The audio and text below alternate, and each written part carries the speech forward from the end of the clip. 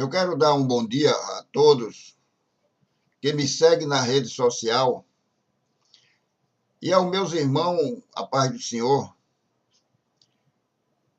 Mais uma vez, estamos trazendo um comentário da Bíblia para as pessoas que estão sempre pedindo explicação o que a Bíblia fala sobre o trabalho. Na terceira epístola do livro aos Tessalonicenses, capítulo 3, versículo 10, o que a Bíblia fala a respeito do trabalho? Por que e para que trabalhar? A Bíblia apresenta o trabalho como fruto da vontade de Deus. Desde o início, ele desejou que o ser humano trabalhasse. E em Salmo 104, versículo 19 a 24. Isaías 28, 23 a 29. Se diz que o trabalho é uma instituição da sabedoria divina. O terceiro mandamento também mostra o trabalho como parte constitutiva do plano divino para a humanidade. O pecado muda a perspectiva do trabalho e, sobretudo, as suas condições. Depois do pecado, o trabalho não é mais alegria. Antes do pecado, Adão trabalhava no Éden, ele plantava, lavrava e cuidava do jardim com alegria. Depois que ele pecou, o trabalho passou, não é mais alegria, mas fadiga. Gênesis capítulo 3, versículo 16 a 19. É um peso e não uma benção. Parece que quase que perdeu, depois do pecado, o seu valor. Quase que ele perdeu o seu valor depois do pecado. Quando é finalizado em si mesmo, pode tornar-se até mesmo uma idolatria, o trabalho. Eclesiastes capítulo 2, versículo 4 a 11. Ainda no capítulo 20, o versículo 20 e o 23 do capítulo 2 de Eclesiastes. Ele se torna uma idolatria. Lucas capítulo 12, versículo 16 a 22. Em algum caso, transforma-se em instrumento de exploração e opressão. Êxodo capítulo 1, versículo 11 a 14. No capítulo 2, versículo 23. Juízo capítulo 5, versículo 4. Quando era explorado o povo de Deus para enriquecer a Faraó, para que Faraó pegasse poder. Hoje não é diferente. O trabalho hoje não tem valor. O salário é um salário de mendigo. Então, a maioria dos políticos, eles exploram os trabalhadores e as pessoas não pagam salário certo. Então, é um pecado. Deus vai tomar providência dessas coisas. Com Cristo, a graça e a redenção, o trabalho é restabelecido como uma benção divina, realização da pessoa na comunidade humana. Ou fazer que imita fazer criativo de Deus. Jesus, ele passou a redimir o trabalho. E agora, ele passou em dizer, no capítulo 6 do livro de São Mateus, que o homem não pensasse em que comer nem o que vestir.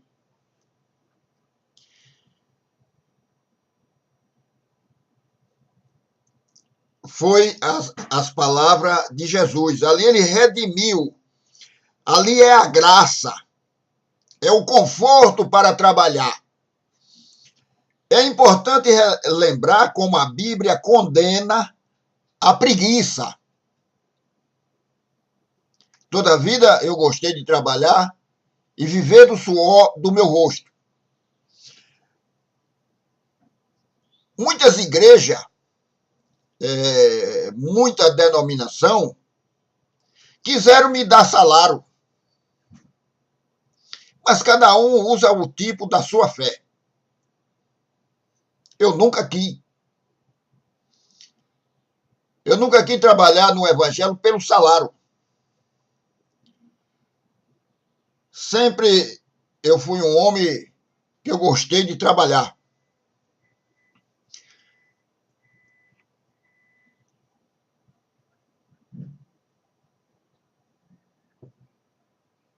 Primeiro Tessalonicenses, capítulo 4, versículo 11. Efésios, capítulo 4, versículo 28. 1 Timóteo, capítulo 5, versículo 13. O próprio Jesus trabalhou como carpinteiro. Paulo era orgulhoso de dizer que se sustentava trabalhando com as suas mãos, até mesmo para servir como exemplo. Atos dos Apóstolos, capítulo 18, versículo 3. É célebre que ele diz em 2 Tessalonicenses, capítulo 3, versículo 10, quem não quer trabalhar, não coma. Com isso, o apóstolo das nações quer afirmar um princípio de igualdade e de respeito do ser humano e da sua dignidade.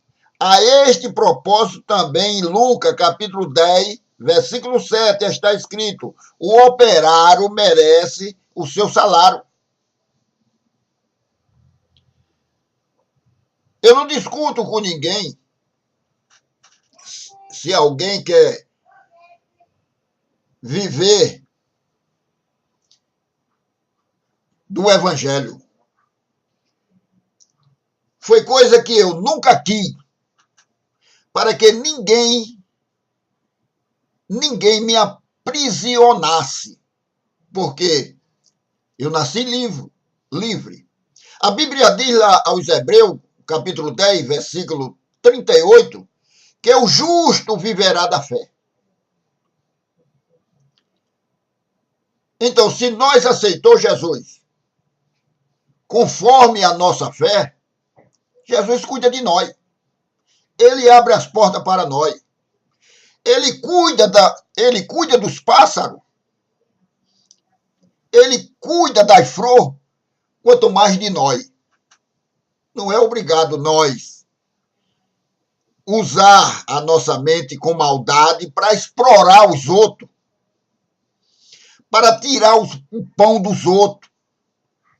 Muitas vezes as pessoas estão endividadas e nós, na igreja, usando de má fé, pedindo aquilo que o povo não tem. Então vamos trabalhar para não ser achado como explorador. Explorador que quer dizer ladrão, em outras palavras. E a Bíblia diz que nenhum ladrão tem direito ao reino de Deus. Nenhum ladrão. ao ladrão de consciência, ao ladrão que pega no que é dos outros, ao ladrão de maquinação. Então, nenhum desses tem direito ao reino de Deus. E Jesus, no livro de São Mateus, capítulo 10, versículo 16, ele disse: eu vos envio como ovelha no meio de lobos, seja prudente como a serpente e simples como as pombas. A prudência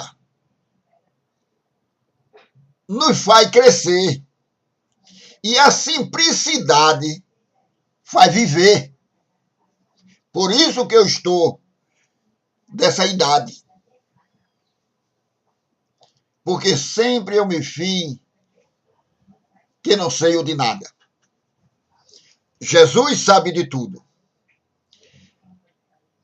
Cursei, sou pedagogo, sou seminarista,